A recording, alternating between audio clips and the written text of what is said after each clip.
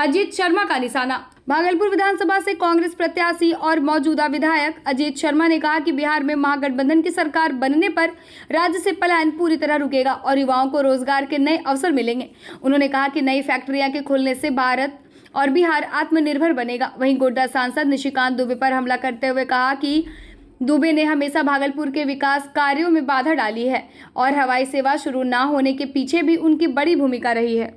हमारे विरुद्ध कैंडिडेट खड़े हैं और आदरणीय निशिकांत दुबे जी बोलते हैं हवाई सेवा अजीत शर्मा ने भागलपुर से वहां कर दिया।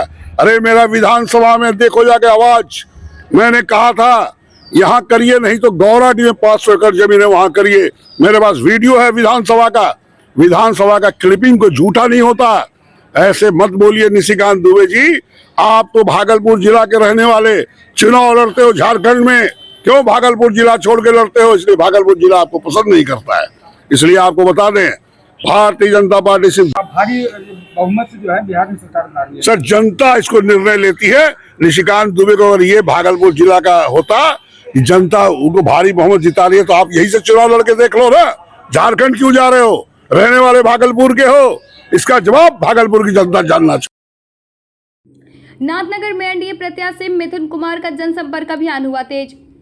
बिहार विधानसभा चुनाव को लेकर नाथनगर में राजनीतिक गतिविधियां तेज हो गई है। एनडीए प्रत्याशी मिथुन कुमार लगातार जनसंपर्क में जुटे हैं और जनता का अपार समर्थन हासिल कर रहे हैं। शनिवार को उन्होंने सबौर सहित कई गांवों का दौरा किया, जहां ग्रामीणों ने फूल मालाओं से उनका स्वागत किया।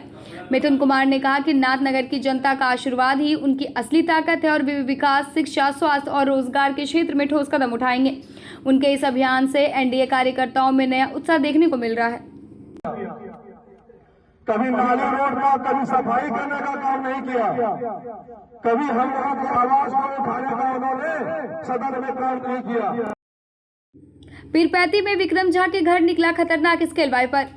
भागलपुर जिले के पीरपैती प्रखंड के मणिकपुर पंचायत के जीजू पोखर के पास उस समय हड़कंप मच गया जब विक्रम झा के घर खतरनाक रसेल वाइपर सांप निकला। ग्रामीणों ने समझदारी दिखाते हुए डलिया से सांप को ढककर सुरक्षित रखा और तुरंत सूचना दी। मौके पर पहुंचे वन विभाग के पदाधिकारी ने बिना किसी मशीन या उपकरण के केवल लकड़ी के सहारे रसेल वाइपर का सफल रेस्क्यू किया। बिहार में सिर्फ नाम की शराबबंदी। भागलपुर विधानसभा क्षेत्र से कांग्रेस प्रत्याशी अजीत शर्मा ने बिहार की शराबबंदी नीति पर तीखा हमला बोला है। उन्होंने कहा कि राज्य में शराबबंदी सिर्फ नाम की रह गई है, जबकि हर जिले में अवैध रूप से शराब की बिक्री हो रही है। शर्मा ने सरकार पर आरोप लगाया है कि जिससे राजस्व का नुकसान हो रहा है और शराब झारखंड व हरियाणा से तस्करी कर बिहार लाई जा रही है। उन्होंने साफ कहा कि अगर महागठबंधन की सरकार बनी तो शराबबंदी कानून को खत्म किया जाएगा, क्योंकि इससे ना तो अपराध रुका है, ना ही समाज में कोई लाभ मिला है। शराबबंदी को किस तरह से देखते हैं? शराबबंदी देखिए, ऐसा है कि आप जानते हैं कि एक घर में शराब मिल रहा है। शराबबंदी अगर सरकार एनडीए की, भारतीय जनता पार्टी और नीतीश जी की, पूरे देश में क्यों बंद नहीं करते? सिर्फ बिहार में क्यों कर रहे हैं?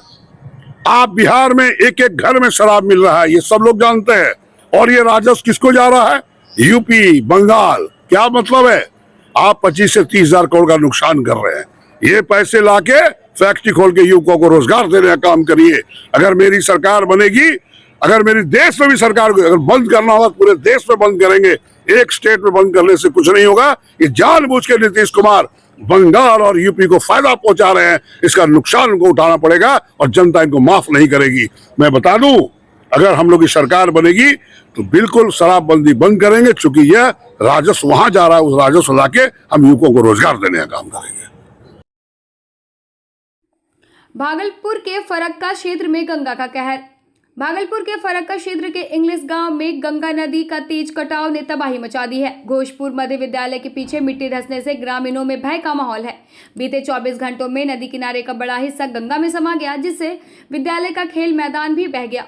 स्थिति की गंभीरता देखते हुए समाज सेवी विजय कुमार यादव ने मौके पर पहुंचकर कटाव प्रभावितों की मदद की और अपने निजी कोष से वैकल्पिक रास्ते के निर्माण के लिए आर्थिक सहयोग दिया। प्रशासन ने लोगों से कटाव क्षेत्र से दूर रहने और सतर्क रहने की अपील की। बताइए क्या समस्या? कल रात से ही बहुत ज़्यादा जोरों शोरों से कटाव चल रहा है और हम लोग का रोड कट चुका है, घर कटने वाला ही है। गांव की एकदम किछाड़ पर घर आ चुका है। कितना दिन से कटाव जारी है? ये कटाव तो बहुत पहले से ही चालू है, बट अभी जो हम लोग का घर कटने वाला है पूरे आ गया। हम लोग घर खाली कर रहे हैं। कितना दूर कट गया अभी तक में? अभी तक में तो बहुत आधे घंटे के अंदर में कम से कम 2 बीघा जमीन कट चुका है। रोड भी हम लोग का जो निकासी मेन निकासी था वो भी खत्म हो चुका है। क्या यातायात चाहते एकदम बहुत क्या चाहते चलने हैं? का रास्ता भी क्या नहीं मांग है। है आप लोग को? मांग क्या है, वो रिंग बांध होना चाहिए इंग्लिश फरका घोषपुर से। कटहारा गांव में जमीन विवाद को लेकर 2 पक्षों में मारपीट। अमरपुर थाना क्षेत्र के कटहारा गांव में शनिवार सुबह जमीन विवाद को लेकर 2 पक्षों के बीच हुई मारपीट में 4 लोग घायल हो गए। घटना के बाद दोनों पक्षों के जख्मी श्रीधर महतो, सुरेंद्र कुमार, वरुण कुमार और विशाल महतो का उपचार रेफरल अस्पताल में डॉक्टर अमित कुमार शर्मा द्वारा किया गया। जमीन के अड्डे को लेकर चल रहे विवाद पर पंचायत ने एक पक्ष के पक्ष में निर्णय दिया था, जिसके बाद पिलर लगाने के दौरान यह विवाद हिंसक झड़प में बदल गया। दोनों पक्षों ने थाने में लिखित आवेदन देकर न्याय की मांग की है। सुरेंद्र ये कौन है तुम? पिता। क्या हुआ इनके साथ में? इसके साथ वही मारपीट हुआ है। क्या मारा इसको? इसको विशाल कुमार और अरुण वरुण। कौन चीज से मारा इसको? दादा हथियार से। काहे मारपीट का कारण क्या था? मारपीट का कारण वही सरपंच साहब पत्थलगढ़ दिया था, पत्थलगढ़ने वाला था और वो जब सब जा रहा था तब पीछे से मारा है। क्या चीज का विवाद था? वही जमीन का अड्डा काटने का। अड्डा काटने का पीछे से मारा। हाँ, और गांव में सरपंच के पास केस भी था, वही बोला था कि दोनों आपसी में पत्थर काट लो और वही पत्थर काटने आचिन आया था तो वो सब सड़क पे चल गया था, तब तक वो पीछे से मारा है। क्या नाम है सरपंच का? सरपंच का नाम है परशुराम मंडल सिंह, परशुराम सिंह। वही है सरपंच। लालमटिया थाने में महिला के साथ अमानवीय व्यवहार। लालमटिया थाना क्षेत्र से एक गंभीर मामला सामने आया है, जहां डिप्टी कमांडेंट आयुष दीपक की मां राधा देवी और बहन रजनी भारती ने थाने के पदाधिकारियों पर उनकी दूसरी बेटी ज्योति भारती के साथ अमानवीय व्यवहार करने का आरोप लगाया। परिजनों का कहना है कि पुलिस ने ज्योति को अर्धनग्न अवस्था में घर से घसीटते हुए थाने तक ले जाकर बेवजह झूठे मामलों में फंसा दिया। इस घटना से आहत होकर डिप्टी कमांडेंट आयुष दीपक ने आत्महत्या कर ली। परिजनों ने न्यायालय से न्याय और दोषी पुलिसकर्मियों पर कड़ी कार्रवाई की मांग की है। लिकर न डाल के हमें फंसाने, जब धारा ही लगाने में उसको 2 मिनट लगा तो वो हमारे पे कुछ भी कर सकता था। हम लोग तब कहते कि आपको ह्यूमन राइट्स को हमने जजमेंट डाला, मेरे पास हार्ड कॉपी भी है 22 तारीख को, कुछ रिएक्शन नहीं आया। और यहाँ के सारे पसीटोला लोगों को दुर्गा स्थान, मेरे पापा ने दुर्गा स्थान का एक्टिव मेंबर हुआ करते थे, सबको सबको गैदर किया, सबने बोला कि हम दवाई देंगे सारे लोग।